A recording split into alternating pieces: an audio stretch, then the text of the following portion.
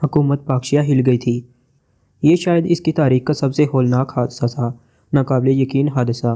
کریبیا کے نمائندے اپنے وطن کے لیے مدد مانگنے آئے تھے اور انہوں نے یہ کارنامہ سر انجام دیا تھا، لیکن کیوں؟ اب یہ سوال اہم نہیں تھا۔ پاکشیہ کے 9 اہم افراد ہلاک ہو گئے تھے، 4 زخمی تھے، 8 سیکیورٹی گارڈ ہلاک ہو گئے تھے۔ بعد کی کارروائیوں میں سب سے پہلے اس ہوٹل پر قبضہ کیا گیا تھا جہاں ان لوگوں کا قیام تھا۔ ان کا تمام سامان جوں کا توں تھا، وہ موجود نہیں تھے۔ شہر پر کی ناکہ بندی کر دی گئی، تمام ایجنسیاں ایک ہی کام پر مامور کر دی گئیں۔ بذات خود وزیر اعظم اپنے بہت سے اہم امور چھوڑ کر اس طرف متوجہ ہو گئے اور تمام محکموں کو خصوصی احکامات جاری کیے گئے۔ وزیر اعظم نے بذات خود ہوم منسٹر سے کہا، مسٹر ہوم منسٹر، یہ سب کیا ہے؟ سر، ایک ناقابل یقین واقعہ ہے۔ اگر اس کی تفصیل پر غور کیا جائے تو کسی بھی محکمے کی کوئی ایسی غلطی سامنے نہیں آتی جس کی بنا پر یہ سب کچھ ہوا ہو۔ نہیں، مناسب تحفظ کیا گیا تھا، معزز مہمانوں کی طرح خوش آمدید کہا گیا، اور اس کے بعد کانفرنس ہال میں انہوں نے اپنے مقصد کی تفصیل بتائی اور پھر بلا بجواز وہ عمل کر ڈالا جس کا کوئی تصور نہیں کیا جا سکتا تھا، اور پھر اس کے بعد وہ غائب ہیں۔ یہ ساری تفصیل تو مجھے موصول ہو چکی ہے۔ سوال یہ پیدا ہوتا ہے کہ ایسا کیوں ہوا؟ اس کا جواب حکومت کریمیا ہی دے سکتی ہے۔ ہمیں ہر وقت اور ہر قیمت پر اس کا جواب درکار ہے۔ ہمارے جو نمائندے ہلاک ہوئے ہیں، ہم ان کی موت کو کبھی نظر انداز نہیں کر سکتے۔ حکومت کریبیا سے فوراً رابطہ کیا جائے اور اس واقعہ کی تفصیل طلب کی جائے۔ آخر اس کارروائی سے اس نو آزاد حکومت کا مطلب کیا ہے، جبکہ ہم نے اسے سب سے پہلے تسلیم کیا ہے اور اس کے مفادات کی نگرانی کا وعدہ کیا ہے؟ یہ سب کچھ کیا کیا جا رہا ہے جناب؟ اس کے علاوہ مسٹر ہوم منسٹر، مجھے یہ بتایا جائے کہ X2 کو اس سلسلے میں کیوں استعمال نہیں کیا گیا؟ سر، X2 ہمیشہ ایسے معاملات پر نظر رکھتا ہے جن میں کوئی پیچیدگی ہو اور کوئی دشمن سامنے آ جائے۔ یہ واقعہ اتنا عجیب ہے کہ اس سلسلے میں ایسی کسی بات کا تصور بھی نہیں کیا جا سکتا تھا، سوائے اس کے کہ کریبیا سے آنے والے وفد کو کوئی نقصان نہ پہنچنے پائے، اور ہم نے اس میں اپنی ذمہ داریوں کو بحسن خوب بھی سر انجام دیا ہے۔ ٹھیک ہے، لیکن اب X2 کو اس سلسلے میں فوراً آگاہ کر دیا جائے۔ میں وزارت خارجہ سے رابطہ کر کے کریبیا سے اس کی جواب طلبی کا انتظام کرتا ہوں۔ غرض یہ کہ ایک عجیب ہنگامہ برپا ہو گیا ہے اور انتہائی مؤثر پیمانے پر یہ کوشش کی گئی تھی کہ یہ خبریں اخبار کو نہ پہنچنے پائیں، ورنہ ایک انوکھی مشکل کا آغاز ہو جاتا۔ ہوم منسٹر نے سر سلطان کو ہدایت کی اور سر سلطان عمران کی تلاش میں مصروف ہو گئے۔ 2 بار ٹیلی فون کرنے کے باوجود عمران سے رابطہ نہیں ہوا۔ پھر سر سلطان نے اس سلسلے میں بلیک زیرو کو کال کیا اور اس سے عمران کے بارے میں پوچھا۔ نہیں سر، کوئی خاص مصروفیت نہیں ہے، میں ٹریس آؤٹ کرتا ہوں، لیکن بلیک زیرو کی پہلی ہی کوشش کامیاب ہو گئی۔ عمران فلیٹ پر مل گیا تھا۔ سر سلطان آپ کو بار بار کال کرنے کے بعد مجھ سے رجوع ہوئے ہیں، وہ آپ سے بات کرنا چاہتے ہیں۔ ہاں، ابھی سلیمان نے ان کے فون کی اطلاع دی ہے، میں بس ایسے ہی ذرا آوارہ گردی کر رہا تھا۔ عمران نے کہا، آپ ان سے بات کر لیجئے گا۔ ٹھیک ہے، کوئی خاص بات؟ بظاہر تو کوئی خاص بات نہیں ہے جناب۔ اوکے۔ عمران نے فون بند کیا اور پھر سر سلطان کے ذاتی نمبر ڈائل کرنے لگا، جو تھے تو آفس کے ہی، لیکن بہت کم لوگ ان نمبروں کے بارے میں جانتے تھے۔ سر سلطان نے فون ریسیو کر لیا۔ عمران بول رہا ہوں۔ کہاں ہو بھائی تم؟ تمہارے لیے نہ جانے کہاں کوشش کر چکا ہوں۔ بیکار ہے جناب، کوئی لڑکی مجھ سے شادی کرنے پر آمادہ نہیں ہو گئی۔ میری اپنی بھی تمام کوششیں ناکام ہوئی ہیں۔ او عمران بیٹے، اس وقت ہم ایک بڑے عذاب کا شکار ہو گئے ہیں۔ میں سمجھا نہیں جناب۔ عمران ایک دم سنبھل کر بولا، تم فوراً میرے پاس آ جاؤ، میں کوٹھی جا رہا ہوں، تم بھی نکل پڑو۔ اتنا ہی اہم مسئلہ ہے کہ میں دفتر کے تمام کام چھوڑ کر گھر پہنچ رہا ہوں۔ اوکے، عمران نے جواب دیا۔ سلسلہ منقطع ہونے کے بعد سلیمان سے بولا، مونگ کی دال چولہے سے اتار دے۔ جی ہاں، میں کھانا نہیں کھاؤں گا۔ میں تو کھاؤں گا صاحب۔ ابے مجھے الو بناتا ہے تم مونگ کی دال کھائے گا؟ جی صاحب، کون سے 30 مار خان ہے؟ ہم کیا دیتے ہیں آپ گھر کے خرچے کے لیے؟ ابھی میں سر سلطان سے یہی بات کہہ رہا تھا کہ تیری موجودگی میں کوئی لڑکی مجھ سے شادی کرنے پر آمادہ نہیں ہوگی۔ میں 10 بار جانے کو تیار ہوں، لیکن یہ آپ لکھ کر لیں کہ آپ کی شادی کبھی نہیں ہوگی۔ آمین، اور تیرا بہت بہت شکریہ، عمران نے کہا اور دروازے کی جانب بڑھ گیا، اور پھر دروازے پر رک کر اس نے آنکھیں نکال کر کہا، ابے تم مجھ سے جس طرح بات کرتا ہے، اس کے بعد کسی لڑکی کی گنجائش ہی کہاں رہتی ہے؟ سارے کھیل تو نے کھیل لیے ہیں۔ شرم کیجئے صاحب، کوئی سنے گا تو کیا کہے گا؟ کون سے کھیل کھیلے ہیں میں نے؟ سلیمان بھی اب عمران کا استاد بن چکا تھا۔ عمران نے چونک کر اس کے الفاظ پر غور کیا اور پھر دونوں گالوں پر ہاتھ مار کر توبہ توبہ کرتا ہوا فلیٹ کے دروازے سے باہر نکل گیا۔ تھوڑی دیر کے بعد اس کی کار سر سلطان کی کوٹھی کی جانب دوڑ رہی تھی۔ اس کا اندازہ درست تھا، سر سلطان کی کار اس کے ساتھ ساتھ ہی کوٹھی پر پہنچی تھی اور وہ دونوں ساتھ ساتھ ہی نیچے اترے تھے۔ سر سلطان خاموشی سے عمران کو اشارہ کر کے اپنی پرائیویٹ نشست گاہ کی طرف چل پڑے تھے۔ ان کے چہرے پر سخت فکر مندی کے آثار نظر آ رہے تھے۔ صوفے پر بیٹھ کر انہوں نے کہا، بیٹھ جاؤ عمران، اور میری ایک درخواست سن لو۔ درخواست بڑھی جاتی ہے جناب، سنی نہیں جاتی پلیز۔ وہ درخواست یہ ہے کہ اس وقت ایک غیر سنجیدگی کا نہیں، کمال ہے یہ درخواست حکم کی شکل میں کب سے پیش کی جانے لگی۔ خیر میں سنجیدہ ہوں، تمہیں معلوم نہیں ہے عمران کہ ایک بے حد سنگین واقعہ پیش آ چکا ہے۔ عمران نے خاموشی سے ہی اختیار کر رکھی تھی۔ پھر سر سلطان اسے کریبیا کے وفد کی آمد اور باقی ساری تفصیلات بتانے لگے۔ عمران سچ مچ سنجیدہ ہو گیا تھا اور حیرانی سے یہ پوری کہانی سن رہا تھا۔ اسے واقعی اس بارے میں کوئی علم نہیں تھا۔ اتنا اسے بے شک معلوم تھا کہ نو آزاد حکومت کریبیا سخت مشکلات میں گھری ہوئی ہے اور پاکشیا سے اس کے بہت اچھے تعلقات ہیں۔ پاکشیا اس حکومت کی آزادی کے سلسلے میں اس کی بہت سی امداد کرنے کا فیصلہ کر چکا ہے، لیکن یہ کہانی اس کے علم میں نہیں تھی، کیونکہ نہ تو سرکاری طور پر اسے اس سے آگاہ کیا گیا تھا اور نہ ہی اخبارات میں کوئی ایسی خبر آئی تھی۔ عمران نے شدید حیرانی سے کہا، اور اتنے افراد ہلاک بھی ہو گئے؟ ہاں عمران، اور ہم اسے ایک قومی سائنہ نہیں، ایک ناقابل برداشت نقصان بھی کہہ سکتے ہیں۔ واقعی اس میں شک کیا ہے، لیکن ان نمائندوں کا کوئی پتہ چل سکا؟ بالکل نہیں، جبکہ تمام ایجنسیاں الرٹ ہیں۔ عمران گہری سوچ میں ڈوب گیا۔ پھر اس نے کہا، ہوٹل میں ان نمائندوں کے سامان وغیرہ کی کیا پوزیشن ہے؟ سارا سامان جو کا توں ہے، سیل کر دیا گیا ہے؟ ہاں۔ میں اسے کیسے دیکھ سکتا ہوں؟ عمران نے سوال کیا اور سلطان سوچ میں ڈوب گئے۔ پھر انہوں نے کہا، میں اس کا بندوبست کیے دیتا ہوں، میں فوری بندوبست چاہتا ہوں، اس سے پہلے کہ وہاں کوئی اور کارروائی ہو جائے، عمران نے کہا، اور سر سلطان پرخیال انداز میں گردن ہلانے لگے۔ کچھ دیر کے بعد انہوں نے کہا، بہرحال اس کے لیے میں تم سے رات تک کا وقت لیتا ہوں، کوئی نہ کوئی بندوبست ضرور کروں گا، لیکن عمران تمہیں فوراً ہی مصروف ہو جانا ہے۔ بات بڑی عجیب سی ہے، اس سے پہلے کہ ہم حکومت کریبیا سے اس سلسلے میں احتجاج کریں اور اس سے یہ سوال کریں کہ اس کارروائی کی ضرورت کیوں پیش آئی، میں چاہتا ہوں کہ ہماری طرف سے کوئی کمزور پوائنٹ نہ رہے، سمجھ رہے ہو نا میری بات؟ جی، عمران نے جواب دیا۔ پھر وہ چونک کر بولا، آپ نے بتایا ہے کہ ان لوگوں کی نگرانی کے لیے 4 ایسے افراد کو سیکیورٹی پر مامور کیا گیا تھا جو ان کے سامنے والے کمروں میں رہ رہے تھے۔ ہاں، ان 4 سے میری ملاقات ہو سکتی ہے؟ کیوں نہیں، کس حیثیت سے ملو گے ان سے؟ X2 کی حیثیت سے۔ میں نقاب میں ان سے سوالات کر لوں گا، ٹھیک ہے، اس کا بھی بندوبست کر دوں گا۔ میری رائے ہے کہ ان 4 کی خاص حفاظت کی جائے۔ ٹھیک ہے، ہدایات جاری کیے دیتا ہوں، تو پھر میں چلتا ہوں، عمران نے کہا، اور اس کے بعد وہ وہاں سے اٹھ گیا۔ سر سلطان نے جاتے ہوئے اس سے کہا تھا کہ وہ اس سلسلے میں فوری طور پر کارروائیاں شروع کر دے، کیونکہ معاملہ بے حد سنگین تھا اور عمران نے ان سے وعدہ کر لیا تھا۔ سیپرا اپنے آدمیوں کی کارکردگی سے بہت خوش تھا۔ اس نے ان لوگوں کی بڑی تعریف کی تھی اور کہا تھا کہ یہ وہ لوگ ہیں جو ملکوں کی تقدیر بدل دیتے ہیں اور سیپرا کی ٹکر پر کوئی نہیں آ سکتا۔ چیف اب اس سلسلے میں کیا رائے ہے اور کیا پروگرام ہے؟ کیا اس کے علاوہ بھی ہماری کوئی کارروائی یہاں ہے؟ نہیں، ہمارا کام اتنا ہی تھا۔ حکومت پاکشیا کو ہماری طرف سے وارننگ مل چکی ہے، یہ وارننگ انہیں ایک اور شکل میں پہنچانے کا ارادہ رکھتا ہوں۔ بس اس کے بعد اگر حکومت پاکشیا کو کچھ اور سوجی تو پھر ہمیں اس کا مقابلہ کرنا ہوگا۔ یہ ایک طویل مشن ہے جسے سر انجام دیا جائے گا۔ بس چیف، ان لوگوں کے لیے کیا حکم ہے جو ہماری قید میں ہے؟ تم اصل نمائندوں کی بات کر رہے ہو؟ جی سر، وہ ایک بیکار گھاس کی مانند ہے اور گھاس کا کاٹ دینا ہی بہتر ہوتا ہے، لیکن ہم انہیں وارننگ کے طور پر حکومت پاکشیا کی خدمت میں پیش کریں گے اور اس بات کے امکانات بھی ہیں کہ یہ مسئلہ اتنا سنگین ہو جائے کہ پھر ہمارے کچھ کرنے کی ضرورت ہی باقی نہ رہے۔ پاکشیا اور کریبیا کے تعلقات پہلے ہی مرحلے پر خراب ہو جائیں اور کوئی ایسی صورتحال نہ رہے جس سے آگے ہمیں اپنی کارکردگی کا مظاہرہ کرنا پڑے۔ میں اسی پروگرام پر عمل کر رہا ہوں اور تم لوگوں کی مدد سے اس میں کامیابی کا خواہشمند ہوں۔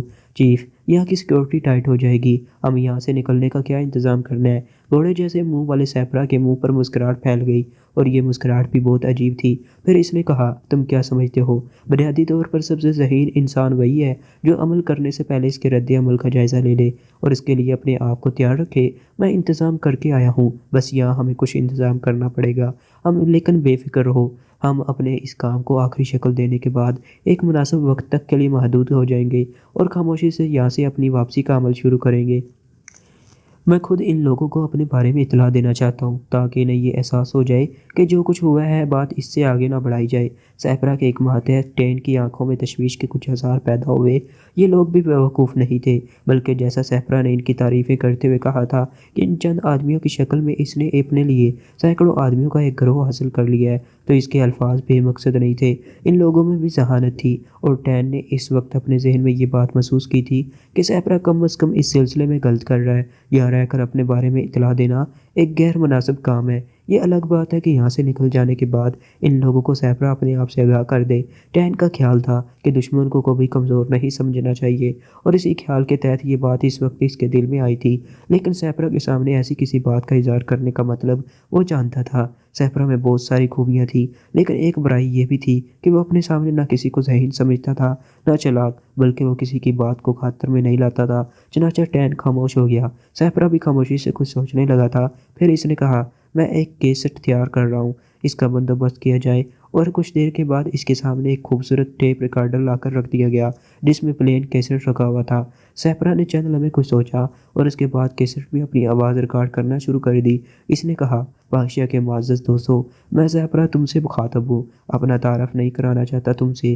اگر تھوڑی بہت ذہانت رکھتے ہو تو سیپرا کے نام سے واقف ہوگے، اور اگر سیپرا کو نہیں جانتے تو پھر تم اور تمہاری ایجنسیاں جہنم میں جاؤ۔ میں اپنے بارے میں کوئی تفصیل نہیں بتاؤں گا، لیکن اتنا بتانا ضروری ہے کہ کریبیا کے معاملات میں اگر تم نے کوئی مداخلت کی تو اس کے بعد سیپرا کے انتقام سے نہیں بچ سکو گے۔ سیپرا تمہارے وطن میں طوفان برپا کر دے گا، اور اگر سیپرا کا نام تمہارے ذہن میں آ جائے تو اس کے ریکارڈ کی چھان بین کر لینا۔ تمہیں اندازہ ہو جائے گا کہ جو کچھ اس نے کہا ہے غلط نہیں کہا ہے۔ اس کا ایک چھوٹا سا نمونہ تمہارے سامنے پیش کر رہا ہوں۔ تمہارے چند افراد کی موت تمہیں عقل دلانے کے لیے کافی ہے۔ اس سے عقل نہ آئے تو یہ 5 تحفے میری جانب سے قبول کرو۔ یہ اس سلسلے کی ایک رعایتی کارروائی ہے، اور اس کے بعد اگر تمہاری جانب سے اس سلسلے میں کوئی قدم اٹھایا گیا تو پھر سے یوں سمجھ لو کہ کریبیا کی حکومت کی تباہی 2 نمبر پر آ جائے گی، اور میں تمہیں اپنی فہرست میں پہلے نمبر پر جگہ دوں گا، اور جو کچھ میں کروں گا وہ تم سوچ بھی نہیں سکتے۔ میری اس وارننگ کو توجہ سے سنو اور اس پر غور کرنا، اوکے؟ سیپرا نے ریکارڈنگ بند کر دی، کیسٹ ریوائنڈ کر کے سنا اور مطمئن انداز میں گردن ہلا کر کیسٹ کو واپس اس کے باکس میں رکھ دیا۔ پھر اپنے آدمیوں سے بولا، اور اب اس پھوکی گھاس کو کاٹ کر یہ کیسٹ اس کے ساتھ رکھ دو، اور کسی ایسے مقام پر ان لوگوں کو پہنچا دو جہاں انہیں تلاش کرنے میں مقامی انتظامیہ کو کوئی دقت پیش نہ آئے۔ ان لوگوں نے ادب سے گردن جھکا دی تھی۔ عمران الجھنوں میں ڈوبا ہوا فلیٹ پر پہنچا تھا، لیکن نیچے پروفیسر حجازی صاحب کی کار دیکھ کر وہ سنبھل گیا۔ یقیناً professor tell D B L کے ساتھ واپس آ گیا ہے۔ حالانکہ سلیمان اس بات پر بہت خوش تھا کہ پروفیسر ٹیل چلا گیا۔ وہ ابھی تک ان دونوں کو سڑک چھاپ بھکاری ہی سمجھتا تھا، اور اس کا خیال تھا کہ یہ بھی عمران کی کوئی نئی پک ہے کہ اب بھکاری اس فلیٹ پر پلیں گے۔ ڈی بی ایل سے تو اسے سخت نفرت تھی، لیکن شکر تھا کہ کوئی بڑی بات ابھی تک نہیں ہو سکی تھی۔ عمران سیڑھیاں طے کر کے اوپر پہنچا، بیل بجائی اور سلیمان نے فوراً ہی دروازہ کھول دیا۔ اصل میں حجازی عمران کو نہ پا کر واپس پلٹ رہا تھا۔ وہ تنہا ہی تھا اور اس کے ساتھ ڈی بی ایل وغیرہ نہیں تھے۔ عمران اسے دیکھ کر چونک پڑا۔ پروفیسر حجازی نے کہا، شکر ہے تم واپس آ گئے، ورنہ اس وقت مایوس جانا میرے لیے بڑا عجیب ہوتا۔ مجھے اپنی اس غلطی کا احساس ہو رہا تھا کہ میں تمہیں فون کیے بغیر کیوں آ گیا، لیکن چلو میری غلطی بن گئی۔ تنہا ہے سب پروفیسر؟ ہاں، آئیے آئیے، عمران نے سنجیدگی سے کہا۔ غیر سنجیدگی اس وقت ممکن ہو ہی نہیں سکتی تھی، کیونکہ عمران خود الجھنوں کا شکار تھا۔ بہرحال وہ پروفیسر حجازی کے ساتھ کمرے میں آ گیا۔ چائے پیئیں گے پروفیسر؟ بالکل نہیں، اس وقت کسی چیز کا موڈ نہیں ہے۔ اصل میں ایک نہایت سنگین صورتحال ہے جس کے لیے میں تمہارے پاس آیا ہوں۔ خیریت پروفیسر؟ عمران نے حجازی کو بغور دیکھتے ہوئے کہا، ہاں ہاں خیریت ہے، کوئی ایسی بات نہیں، ایک اہم بات تمہارے علم میں لانا چاہتا ہوں۔ جی فرمائیے۔ پروفیسر ٹیل نے مجھے ایک انوکھی کہانی سنائی ہے۔ کہانی یہ ہے کہ سیپرا نامی ایک شخص یہاں آنے والا ہے، اور وہ ہمارے وطن کے خلاف کوئی اہم سازش کرنے آ رہا ہے۔ پروفیسر مارٹن ٹیل کو اس بارے میں علم ہو گیا، اور وہ سیپرا سے پہلے یہاں پہنچ گیا۔ وہ چاہتا ہے کہ کسی اہم آدمی کو سیپرا جیسے خطرناک آدمی کی یہاں آمد کے بارے میں بتا دے۔ مجھ سے کہہ رہا تھا کہ میں کسی ایسی شخصیت سے رابطہ کروں جو سنجیدگی سے پروفیسر مارٹن ٹیل کی بات سنے اور سیپرا کے خلاف مستعد ہو جائے۔ تمہارے بارے میں اسے علم نہیں تھا، ورنہ یقیناً وہ تمہیں سب پر ترجیح دیتا، لیکن جب اس نے مجھے یہ تفصیل بتائی تو میں نے اس پر کوئی اظہار نہیں کیا۔ یہ سوچ لو کہ اگر تم پروفیسر اپنی شخصیت کا اظہار کرنا چاہتے تو خود کر دیتے، اور اب میں تمہیں اسی بارے میں بتانے آیا ہوں۔ عمران کے ذہن میں ایک چھناکا سا ہوا تھا۔ سیپرا کا نام کچھ اشنا سا تھا، لیکن یاد نہیں آ رہا تھا کہ یہ نام کہاں سنا ہے۔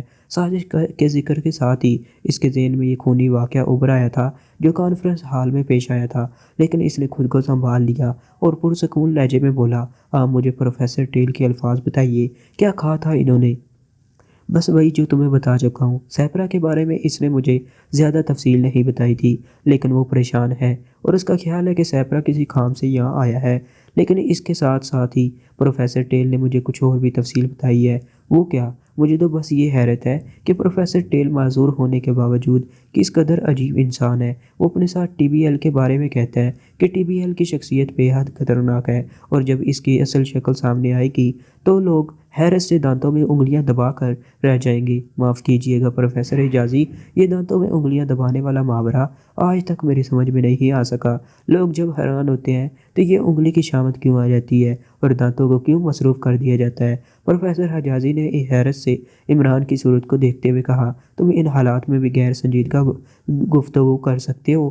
اوہ سوری پروفیسر، کیا بتاؤں، اس عادت نے ہی تو در بدر کر دیا ہے، ورنہ ابا جان قبلہ گھر سے کیوں نکال دیتے؟ سوری، بات درمیان سے کٹ گئی۔ ہاں، جو خاص بات پروفیسر ٹیل نے بتائی ہے وہ یہ ہے کہ پروفیسر ٹیل نے اپنی ایک ساتھی لڑکی کو، جس کا نام ایشل ہے، کسی نہ کسی طرح سیپرا کے ساتھ لگا دیا ہے، اور جس لڑکی کا میک اپ پروفیسر ٹیل کی ساتھی لڑکی نے کیا ہے، اسے پروفیسر ٹیل نے معذور کر کے ذہنی معذوروں کے ہسپتال میں داخل کرا دیا ہے۔ عمران ایک دم سنبھل گیا اور آہستہ سے بولا، اس کا مطلب ہے کہ پروفیسر ٹیل کی ساتھی لڑکی سیپرا کے ساتھ ہے؟ ہاں، یہی کہا ہے پروفیسر ٹیل نے مجھ سے، اور یہ بھی کہا ہے کہ لڑکی کے پاس ایک ایسا ٹرانسمیٹر موجود ہے جس سے وہ پروفیسر ٹیل سے رابطہ کر سکتی ہے۔ پروفیسر ٹیل کا کہنا ہے کہ شاید ابھی سیپرا یہاں تک پہنچ نہیں سکا، ورنہ ایشل پروفیسر ٹیل کو یہاں اس کی آمد کے بارے میں اطلاع ضرور دیتی۔ بالکل ایسا ہو سکتا ہے، تو پھر اب ہمیں کیا کرنا چاہیے پروفیسر حجازی؟ بھائی تمہیں ان حالات سے باخبر کرنا ضروری تھا۔ وہ میری مدد چاہتا ہے اور اس کا کہنا ہے کہ کسی اعلیٰ افسر سے اس کی بات کرا دی جائے تاکہ وہ اس صورتحال کی اطلاع اسے دے دے۔ اسے مطمئن کرنا ضروری ہے عمران۔ عمران نے پرخیال انداز میں گردن ہلائی اور کچھ دیر سوچتا رہا، پھر آہستہ سے بولا، ٹھیک ہے، آپ کو اس کے پاس آئے ہوئے کتنی دیر ہو گئی ہے اور آپ سے کیا وعدہ کر کے آئے ہیں؟ یہ کہ میں یہ کام کر لوں گا، تو پھر کر لیجئے، عمران نے کہا، اور پروفیسر حجازی بھی مسکرا دیا۔ کر تو لیا؟ کیسے؟ عمران حیرانی سے بولا، کیا میں ایک ایسے شخص سے مخاطب نہیں ہوں جو بڑے بڑے سرکش مجرموں کو الٹا لٹکا چکا ہے؟ ارے وہ بس پروفیسر حجازی، آپ نہ جانے میرے بارے میں کیوں غلط فہمی میں مبتلا ہو گئے ہیں، یہ تو بس بزرگوں کا کرم ہے اور ایسے سمجھدار لوگوں کی صحبت کا نتیجہ، جو بس کیا کہوں، آپ نازک حلالی کو جانتے ہیں؟ پھر شروع ہو گئے، باخدا جھوٹ نہیں بول رہا، اس دور میں ایسی شخصیت موجود ہے کہ بس کیا بتاؤں۔ آپ نے گلو بلبل کے بارے میں تو پڑھا ہوگا، بل وہ گل کے بارے میں جانتا ہے۔ بہک رہے ہو، پاجامہ، محرم راز، بے ساکھی، رفیق، ارے توبہ!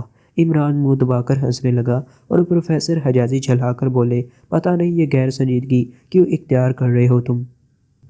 پھر تھوڑی دیر کے بعد اس نے پروفیسر حجازی کے گھر کے نمبر ڈائل کیے اور ریسیور پروفیسر حجازی کے ہاتھ میں پکڑا دیا۔ دوسری جانب سے ڈی بی ایل کی آواز سنائی دی، ہیلو، میں پروفیسر حجازی بول رہا ہوں۔ جی نہیں، وہ موجود نہیں ہے۔ کون؟ ڈاکٹر بیڈ لک بول رہے ہو؟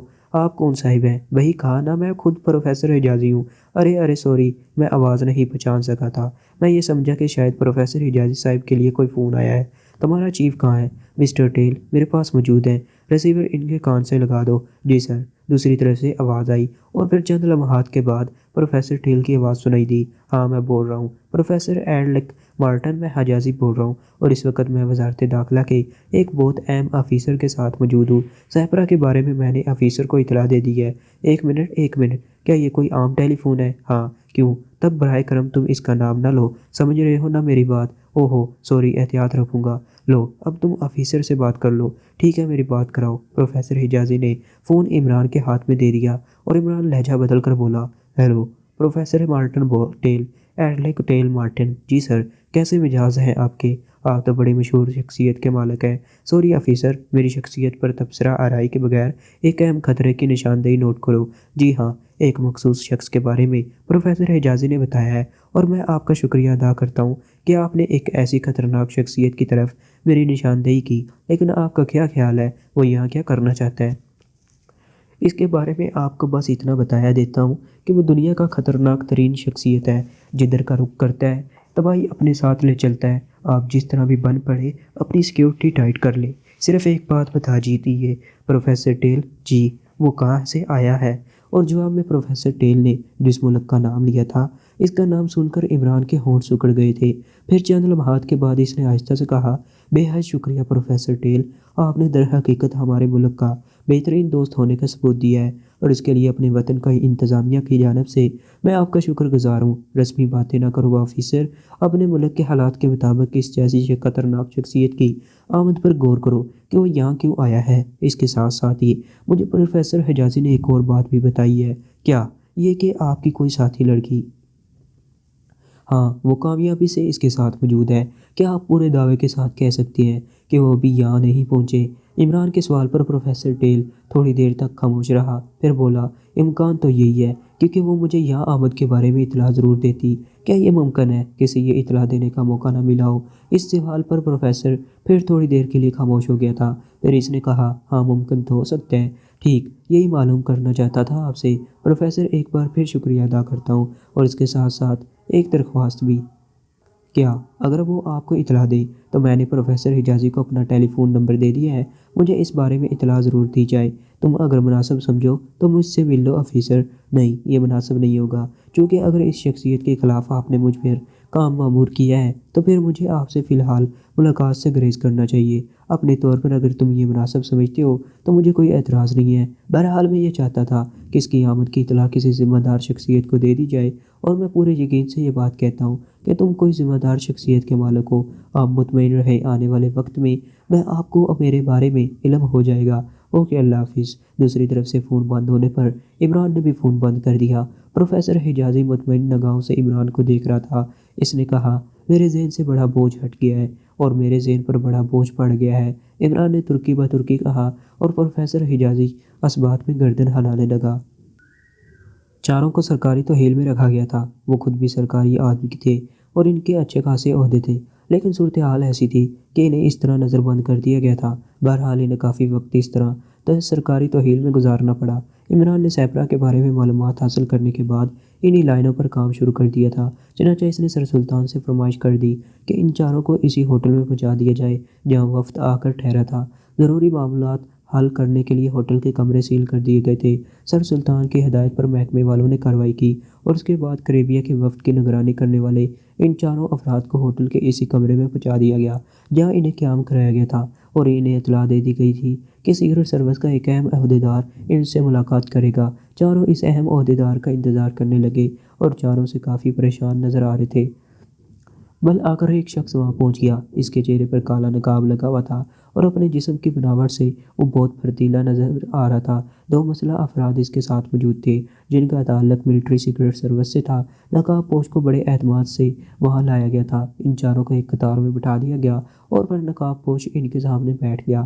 وہ ان کے چہروں کا بغور جائزہ لے رہا تھا۔ اصل میں عمران نے یہ طریقہ مجبوراً اختیار کیا تھا، ورنہ ایکس 2 کی حیثیت سے وہ اپنے ماتحتوں کے سامنے آنا پسند نہیں کرتا تھا، لیکن اصل میں وہ ان چاروں کے چہروں کے تاثرات دیکھنا چاہتا تھا۔ یہ خیال بھی دل میں تھا کہ کہیں ان میں سے کوئی سازش میں شریک نہ ہو۔ وہ چاروں کافی خوفزدہ نظر آ رہے تھے۔ ماحول ہی کچھ ایسا ہو گیا تھا۔ نقاب پوش نے دونوں گارڈز کو پیچھے کھڑے ہونے کے لیے کہا، پھر ان میں سے ایک ایک کی صورت دیکھنے لگا۔ اس کے بعد اس کی بڑھائی ہوئی آواز ابھری، آپ لوگ اپنے اپنے نام دہرائیے، اور ایک ایک کر کے ان لوگوں نے اپنے نام بتائے۔ پھر نقاب پوش نے ان سے ان کے عہدے پوچھے، اور اس کے بعد اصل مطلب پر آ گیا۔ آپ لوگوں کو کریبیا کے وفد کی حفاظت کی ذمہ داری سونپی گئی تھی؟ جی سر۔ اس کے لیے آپ نے کیا بندوبست کیا تھا؟ سر، اس کے لیے ہمیں یہی ہدایت کی گئی تھی کہ ہم ان کے قریب موجود رہیں۔ اس کے لیے ہمیں یہ کمرے مخصوص کرا دیے گئے تھے۔ کیا آپ لوگ ساری رات جاگتے رہے تھے؟ عمران نے بھرائی ہوئی آواز میں سوال کیا، اور وہ چاروں ایک دوسرے کی صورت دیکھنے لگے۔ پھر ان میں سے ایک نے کہا، نہیں سر، جب وفد کے ارکان آرام کی نیند سو گئے تو ہم لوگ بھی سو گئے تھے۔ کیا آپ کو یہی ہدایت کی گئی تھی؟ نہیں سر، اپنے طور پر آپ کو کیا کرنا چاہیے تھا؟ عمران نے پوچھا۔ سر، بظاہر کوئی ایسی بات نہیں تھی جس سے ہم کوئی اور فیصلہ کر سکتے۔ کیا مطلب؟ وہ لوگ پرسکون تھے، ماحول اور حالات بھی پرسکون تھے۔ چونکہ وہ لوگ آرام سے سو گئے تھے، اس لیے ہم نے سوچا کہ ہم لوگ بھی آرام کر لیں، اور ہم اپنے کمروں میں آ کر سو گئے۔ کیا یہ ایک مناسب قدم تھا؟ عمران نے سرد لہجے میں پوچھا۔ سر، بس اصل میں نہیں مسٹر، بس یہ اصل میں کچھ نہیں ہوتا۔ اگر آپ لوگ اس قدر مطمئن تھے اور سونا چاہتے تھے تو آپ کی تعداد 4 تھی۔ آپ کو دو دو افراد پر اپنی ذمہ داری تقسیم کر لینی چاہیے تھی۔ 2 افراد کو جاگ کر وفد کی حفاظت کے لیے پہرا دینا چاہیے تھا اور 2 افراد کو سو جانا چاہیے تھا۔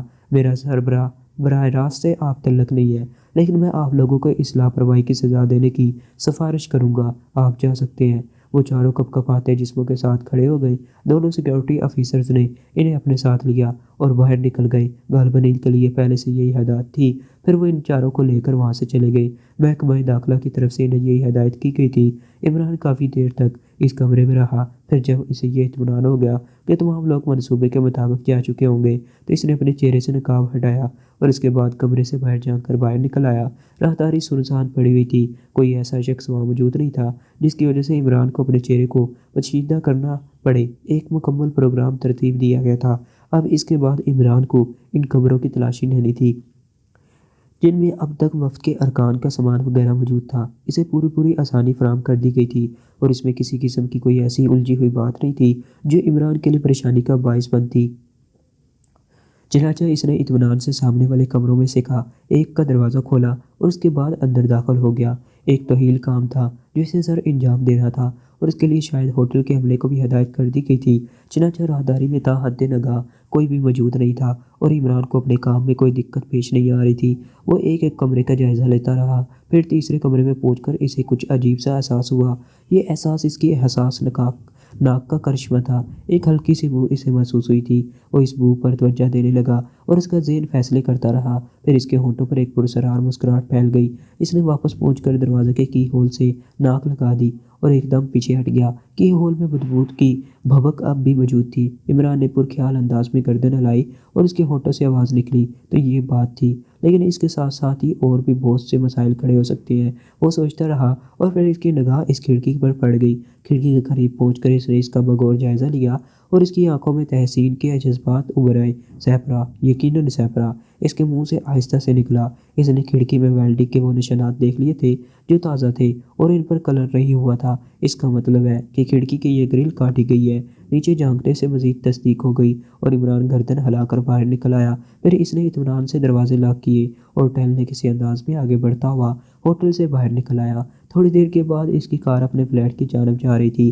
اس کے ذہن میں ہزاروں خیالات تھے۔ کچھ دیر کے بعد وہ فلیٹ پر پہنچ گیا۔ سلیمان نے دروازہ کھولا تھا۔ کوئی خاص بات؟ مونگ کی دال میں تھیلی میٹھی ہے آج؟ سلیمان پھٹ سے بولا۔ یہ کوئی سائنسی تجربہ ہے، کھانے کے بعد ہی پتہ چلے گا۔ ٹھیک ہے، عمران مغموم لہجے میں کہا اور اندر چل پڑا۔ سلیمان نے دروازہ بند کیا اور عمران کمرے میں آ بیٹھا۔ پھر کافی دیر تک وہ خاموشی سے چیونگ گم چباتا رہا اور اس کا ذہن سوچوں میں ڈوبا رہا تھا۔ اب اس کا دل چیخ چیخ کر کہہ رہا تھا کہ کانفرنس ہال میں جو گڑبڑ ہوئی ہے وہ کریبیا کے نمائندوں نے نہیں کی ہے، بلکہ کریبیا کے نمائندوں کو ہوٹل سے اغوا کر لیا گیا ہے۔ اس کے تمام آثار موجود تھے، لیکن اغوا کرنے کے بعد ان کا کیا حشر کیا گیا یہ سوچنے کی بات تھی۔ بہرحال کافی دیر تک اسی انداز میں بیٹھنے کے بعد اس نے ٹیلی فون اپنے قریب سرکایا اور اس پر جولیا کا نمبر ڈائل کرنے لگا۔ دوسری طرف سے فوراً فون اٹھا لیا گیا۔ ہیلو جولیا بول رہی ہوں۔ جولیا، عمران X2 کے لہجے میں بولا۔ یس سر۔ سیکرٹ سروس کے تمام ارکان کو 2-2 کی ٹولیوں میں پورے شہر میں پھیلا دو۔ ان سے کہو کہ شہر کے بیرونی حصوں میں اور ہر اس جگہ جہاں انسانی لاشیں ٹھکانے لگائی جا سکتی ہیں کچھ ایسی لاشوں کو تلاش کریں جو لاوارث ہوں اور ابھی تک پولیس کے ہاتھ نہ لگی ہوں۔ جی سر، بس اتنا ہی کہنا تھا، عمران نے کہا اور اس کے بعد اس نے ٹیلی فون بند کر کے دوبارہ نمبر ڈائل کیے۔ اس بار اس نے سر سلطان کے نمبر ڈائل کیے تھے۔ پھر جب تھوڑی سی کوشش کے بعد سر سلطان سے رابطہ قائم ہو گیا تو اس نے کہا، عمران بول رہا ہوں جناب۔ ہاں عمران، کہو بھائی کیا ہوا ہے؟ کام کیا جا رہا ہے سر، لیکن حالات امید افزا نہیں ہیں۔ کیوں؟ بس سر کچھ اس قسم کے نشانات مل رہے ہیں جن سے اندازہ ہوتا ہے کہ وفد کے ارکان اب اس دنیا میں نہیں ہے۔ کیا کہہ رہے ہو؟ سر سلطان کی آواز کچھ عجیب سی ہو گئی تھی۔ جی سر، میں نے کہا نا کہ صرف نشانات ایسے مل رہے ہیں۔ اف عمران، یہ تو بڑی تشویشناک بات ہوگی، لیکن تم نے یہ اندازہ کیسے لگایا؟ میں نے ہوٹل کے ان کے کمروں کا جائزہ لیا ہے۔ ہاں، میں بھی تم سے اس بارے میں پوچھنا چاہتا تھا۔ ان لوگوں سے مل لیا؟ جی ہاں۔ کیا اندازہ لگایا؟ میں نے ان کے لیے سزا کی سفارش کی ہے۔ اوہ کیوں؟ اس لیے کہ انہوں نے نہایت لاپرواہی کا ثبوت دیا ہے۔ ان کی ذمہ داری تھی کہ وہ پوری طرح ہوشیار رہ کر وفد کے ارکان کی نگرانی کرتے، لیکن انہوں نے نہایت لاپرواہی سے اپنی ذمہ داریوں کو نظر انداز کر دیا اور یہ سب جو کچھ ہوا ہے 100% ان کی لاپرواہی کی وجہ سے ہی ہوا ہے۔ مجھے تفصیل بتاؤ گے؟ سر ساری باتیں صرف اندازے سے ہی کہی جا سکتی ہیں۔ نہ مجرموں نے اپنے اس سلسلے میں کچھ بتا کر اپنے کام کا آغاز کیا، نہ میرے پاس جادو کی کوئی ایسی چھڑی ہے جس سے میں صورتحال کو اسی طرح سمجھ لوں جس طرح وہ پیش آئے ہیں۔ میں جانتا ہوں عمران، یہ کہنے کی ضرورت کیوں پیش آئی ہے تمہیں؟ میرا اندازہ ہے سر کہ مجرموں کے کسی گروہ نے پہلے وفد کے ارکان کو اغوا کیا اور اس کے بعد سر سلطان نے بے چینی سے پوچھا، ممکن ہے جو افراد کانفرنس ہال میں آئے وہ کریبیا کے وفد کے ارکان نہ ہوں؟ کیا مطلب؟ مطلب یہ کہ وہ دوسرے لوگ ہوں، لیکن ایسا نہیں ہوا عمران۔ آپ کیسے کہہ سکتے ہیں؟ ان کی شناخت تھی ہمارے پاس۔ کمال کرتے ہیں آپ، کیا چہروں پر میک اپ نہیں کیا جا سکتا ہو تو تمہارا یہ خیال ہے؟ جی ہاں، صرف خیال ہے، میک اپ کیا جا سکتا ہے، لیکن پھر انہوں نے میلے کریبیا کے وفد کی نمائندگی کی، پھر یہ دیکھنے کے لیے کہ حکومت پاکشیا کا رویہ اس سلسلے میں کیا ہے، اور اس رویے کا اظہار فوراً ہی ہو گیا۔ کانفرنس میں یہ کہہ دیا کہ حکومت پاکشیا پوری طرح کریبیا سے ہمدردی رکھتی ہے اور اس کے ہر مسئلے میں اس کا ساتھ دینے کے لیے تیار ہے۔ چنانچہ اس کے بعد انہوں نے اپنے طے شدہ کام شروع کر دیے۔ اس کا مطلب ہے کہ وہ لیکن اصل وفد کہاں ہے؟ ہمیں اسے تلاش کیا جا رہا ہے، ہم دیکھیں گے کہ اس سلسلے میں کیا کر سکتے ہیں، عمران نے کہا۔ بہرحال یہ ایک سنسنی خیز انکشاف ہے عمران، میری سمجھ میں نہیں آتا کہ اس کا نتیجہ کیا نکلے گا۔ مطلب یہ کہ سر سلطان جملہ ادھورا چھوڑ کر خاموش ہو گئے۔ بہرحال میں نے آپ کو اپنے نظریے سے آگاہ کر دیا ہے، اب آگے جو کچھ بھی ہو کچھ نہیں کہا جا سکتا۔ اوکے، تم اپنی کارروائی جاری رکھو، سر سلطان نے کہا، اور عمران نے فون بند کر دیا۔ وہ شہر کا جنوبی کنارہ تھا۔ تنویر اور چوہان اپنی کار میں سست رفتاری سے جا رہے تھے۔ تنویر کا موڈ ہمیشہ کی مانند بگڑا ہوا تھا۔ اس نے چوہان سے کہا، یار آپ یوں کرو، کسی عمدہ سے ریستوران میں چلو، کھانا کھائیں گے، مجھے بھوک لگ رہی ہے۔ چوہان نے چونک کر تنویر کو دیکھا اور بولا، لیکن کھانا تو ہم نے کھا لیا تھا، مجھے پھر بھوک لگ رہی ہے۔ اللہ کے بندے، ابھی اتنا وقت بھی نہیں گزرا، صرف 1:30 بجا ہے، یہ میری کمزوری ہے۔ کیا؟ رات کو اگر دیر تک جاگتا ہوں تو بھوک لگنے لگتی ہے، مگر اتنی جلدی؟ یار بحث نہ کرو، کچھ کھلاؤ واقعی، ورنہ میں سو جاتا ہوں۔ مگر ہم جس جگہ ہیں یہاں سے کسی ریستوران کی تلاش میں بھی تو آدھا گھنٹہ لگ ہی جائے گا۔ پھر کیا پروگرام ہے؟ چلو ریستوران تلاش کرتے ہیں۔ X2 تو اب سچ مچ کھسک ہی گیا ہے۔ کیوں؟ ایسے بے تکے کام ہمارے حوالے کر دیتا ہے کہ جان ہی جل کر رہ جاتی ہے۔ اب بتاؤ، کوئی تک کی بات ہے؟ ہم شہر میں لاشیں تلاش کرتے پھر رہے ہیں، کام تو بہرحال ہے نا۔ کیا ہوگا آخر ہماری زندگی کا؟ کیا ہوگا؟ کیوں؟ یہ کمبل تو پیچھے ہی نہیں چھوڑتا۔ X2 نے منع تو نہیں کیا ہے؟ یار ایک تو مجھے حیرت ہوتی ہے تم لوگوں پر، تم اس کی ہر جائز اور ناجائز بات کی طرفداری کرتے ہو۔ اس کا ہر قدم تمہاری نگاہوں میں اچھا ہوتا ہے، چاہے وہ تمہیں درختوں پر الٹا ہی کیوں نہ لٹکا دے۔ سوچنے کا فرق ہے تنویر، وہ جو کچھ کرتا ہے اور پھر اس کا نتیجہ اتنا انوکھا نکلتا ہے کہ ہم سب حیران رہ جاتے ہیں، مگر اس سے جو نتیجہ نکلتا ہے، اس نتیجے کا ہمیں کیا ملتا ہے؟ اب یہ نہ کہو تنویر، بہرحال ایک شاندار زندگی بھی گزار رہے ہو، اور پھر ایڈونچر تو ایڈونچر ہی ہوتا ہے۔ ایڈونچر کے لیے تو لوگ زندگیاں ختم کر لیتے ہیں۔ اچھا پیارے بھائی، چلو کوئی ریستوران تلاش کریں، اس کے بعد زندگی ختم کریں گے، تنویر نے کہا۔ لیکن چوہان چونک پڑا تھا۔ ہیڈ لائٹس ایک ایسے حصے کو نمایاں کر رہی تھی جو ویران سا تھا، لیکن وہاں کچھ تھا، اور جو کچھ تھا اسے دیکھ کر تنویر بھی چونک پڑا تھا۔ پھر گاڑی ایسی جگہ روکی گئی جہاں اس حصے کو ہیڈ لائٹس کی روشنی کی زد میں لیا جا سکتا تھا، اور یہ دیکھ کر وہ چونک پڑے کہ وہ یقیناً انسانی لاشیں تھیں۔ علاقہ زیادہ آباد نہیں تھا، ویسے تو یہ شہری آبادی کا آخری سرا تھا، لیکن کچھ فاصلے پر جا کر ایسے کارخانے تھے جہاں چمڑے وغیرہ کی صفائی ہوتی تھی۔ کارخانوں میں کام کرنے والے مزدور بھی کارخانوں کے آس پاس رہتے تھے، اور ادھر آنے کے لیے صرف مخصوص ہی گاڑیاں ہوتی تھیں۔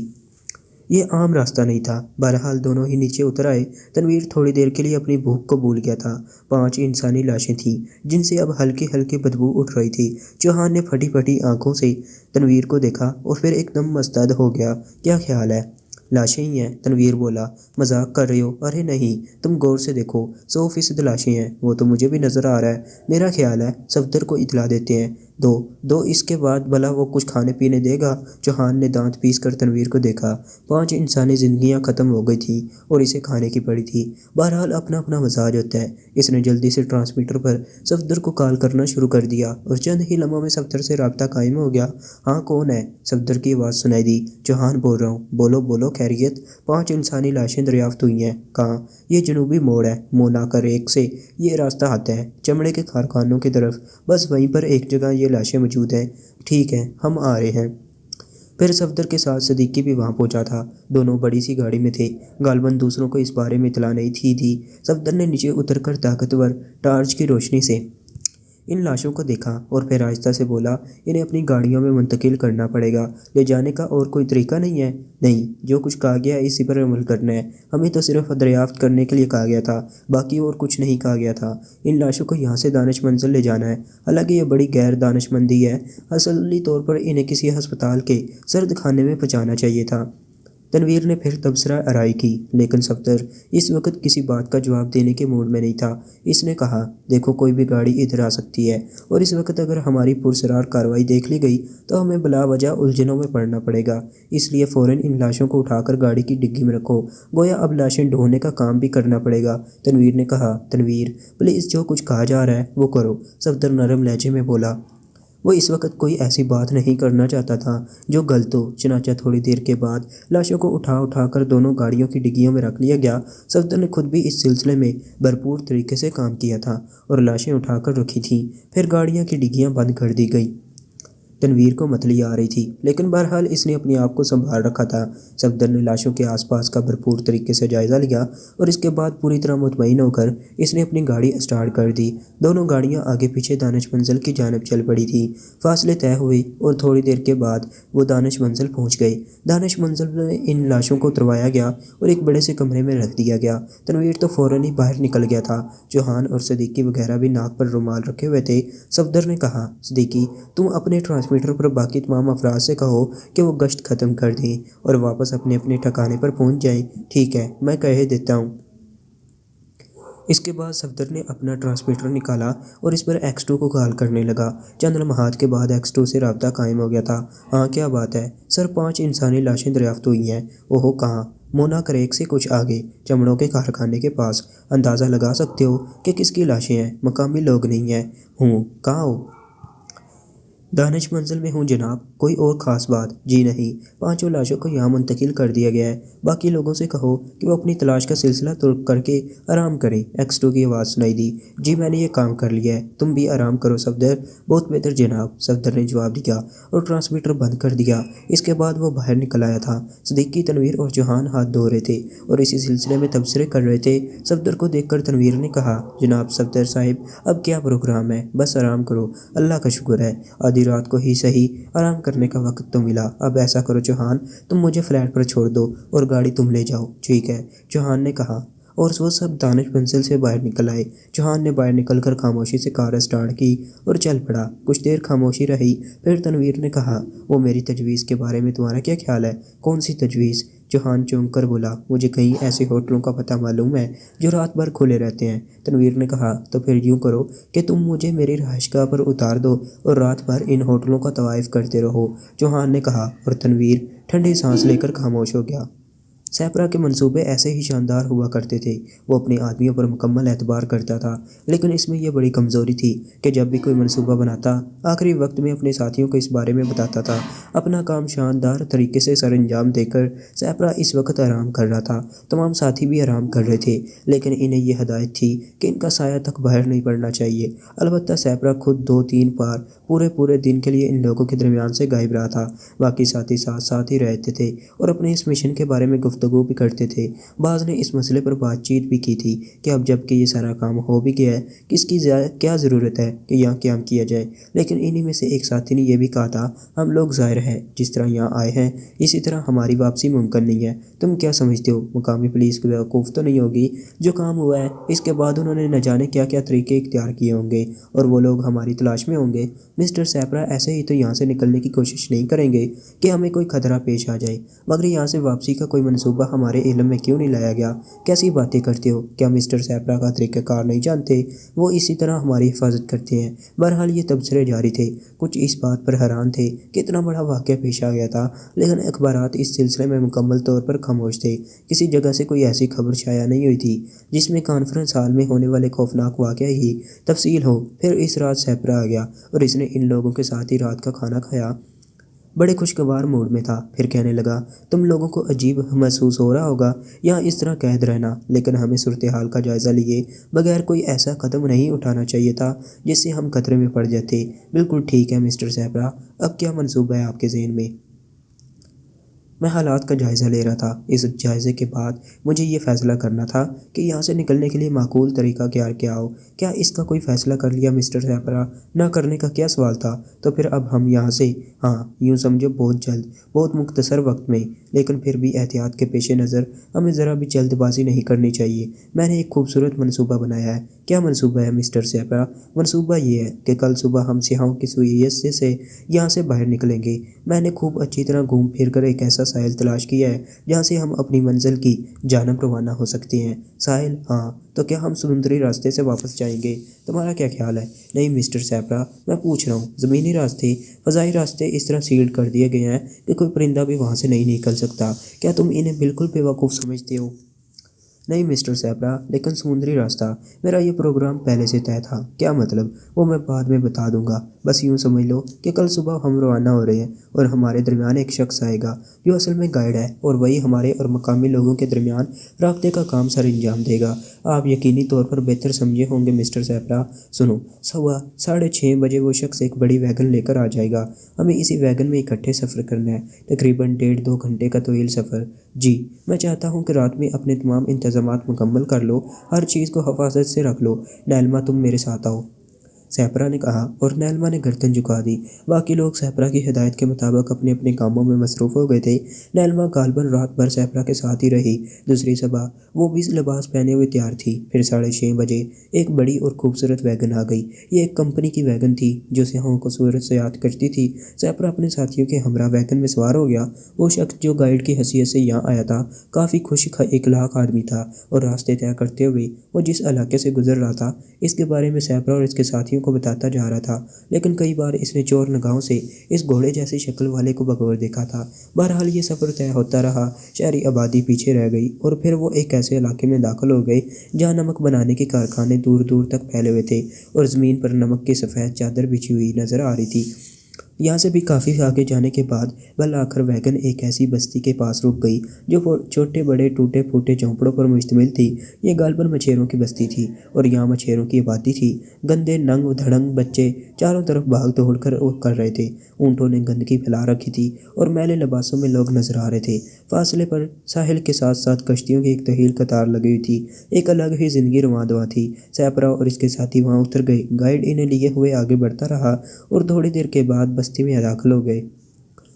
گائیڈ نے یہاں کچھ لوگوں سے معلومات حاصل کیں، اور پھر ایک جھونپڑی سے ایک لمبے تڑنگے جسم والا آدمی باہر نکل آیا۔ گائیڈ چونکہ مقامی تھا، اس لیے وہ مترجم کے طور پر فرائض سر انجام دے رہا تھا۔ لمبے تڑنگے آدمی سے اس نے پوچھا، کیا تم مچھیروں کے سردار ہو؟ جی صاحب۔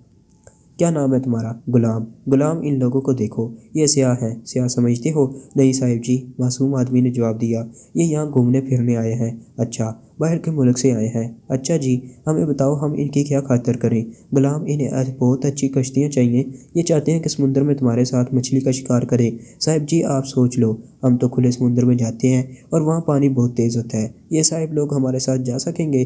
گائیڈ نے سیپرا سے یہ بات کہی تو سیپرا نے مسکراتے ہوئے کہا، ان سے کہو کہ ہم آسانی سے جا سکتے ہیں۔ گائیڈ نے یہ جواب سردار غلام کو دیا تو غلام نے کہا، ٹھیک ہے صاحب، اگر ایسی بات ہے تو ہم تو سورج ڈھلے شکار کھیلنے کے لیے نکلتے ہیں، یہ لوگ بھی اگر چاہیں تو ہمارے ساتھ جا سکتے ہیں۔ گائیڈ کے ترجمہ کرنے کے جواب میں سیپرا نے کہا، ٹھیک ہے، ہمیں کہیں ٹھہرانے کا بندوبست کر دے، ہم انتظار کر لیں گے، اور رات کو ان کے ساتھ مچھلی کے شکار کے لیے جائیں گے۔ ان سے کہو کہ ہم انہیں بہترین معاوضہ دیں گے، بلکہ یہ معاوضہ ہم انہیں ایڈوانس دیے دیتے ہیں۔ گائیڈ نے جب مچھیرے کو یہ بات بتائی تو وہ بہت خوش ہو گیا، اور سیپرا نے جیب سے بہت سے نوٹ نکال کر گائیڈ کے حوالے کر دیے، جنہیں دیکھ کر گائیڈ کی آنکھیں بھی حیرت سے پھیل گئی تھیں۔ بہرحال کیونکہ سامنے کی بات تھی اس لیے وہ کچھ بھی کہہ نہیں سکتا تھا، لیکن یہ نوٹ دیکھ کر مچھیرے کی آنکھوں میں تو روشنی اتر آئی تھی۔ وہ خوشی سے پاگل ہوا جا رہا تھا، اور بار بار ان لوگوں کے سامنے جھک جھک کر اپنی نیاز بندی کا اظہار کر رہا تھا۔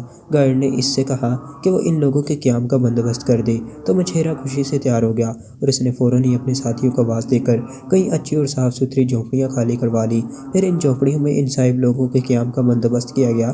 سیپرا نے گائیڈ کو بھی ایک معقول رقم دی اور کہا کہ وہ کل شام کو یہاں آ جائے۔ سمندر کی سیر کرنے کے بعد یہ لوگ واپس چلیں گے۔ گائیڈ کو بھی اچھی خاصی آمدنی ہو گئی تھی۔ وہ خوشی خوشی وہاں سے واپس چلا گیا اور سیپرا اپنے آدمیوں کے ساتھ جھوپڑیوں میں منتقل ہو گیا۔ وہ بہت خوش نظر آ رہا تھا۔ سیپرا نے اپنے ساتھیوں سے کہا، کہو دوستو، زندگی کا یہ رخ تم نے کبھی دیکھا ہے؟ نہیں، یہاں تو چاروں طرف مچھلیوں کی بدبو پھیلی ہوئی ہے۔ یہ جگہ بہت عجیب ہے مسٹر سیپرا، اور ہم یہ نہیں سمجھتے کہ یہاں آنے سے آپ کا مقصد کیا ہے۔ یہ مقصد میں تمہیں دوپہر کے کھانے کے بعد بتاؤں گا۔ لیکن سوال یہ پیدا ہوتا ہے کہ دوپہر کے کھانے کا تو ہم نے کوئی بندوبست نہیں کیا۔ تازہ مچھلیاں آگ پر بھون کر کھائیں گے اور زندگی کے عیش اٹھائیں گے۔ مجھے تعجب ہے تم اس ماحول اور ان حالات سے لطف نہیں لے رہے۔ اصل میں ہمارے ذہنوں میں بس پریشان کن خیالات ہیں، اس لیے ہمیں صحیح صورتحال کا لطف نہیں آ رہا۔ کچھ بھی ہو، بہرحال تمہیں دوپہر تک انتظار کرنا ہوگا۔ ٹھیک ہے مسٹر سیپرا، کوئی ایسی بات نہیں ہے، سیپرا کے ساتھیوں میں سے ایک نے جواب دیا، اور وہ لوگ جھونپڑیوں میں آرام کرنے کے لیے لیٹ گئے۔ درحقیقت یہاں چاروں طرف مچھلیوں کی بدبو پھیلی ہوئی تھی۔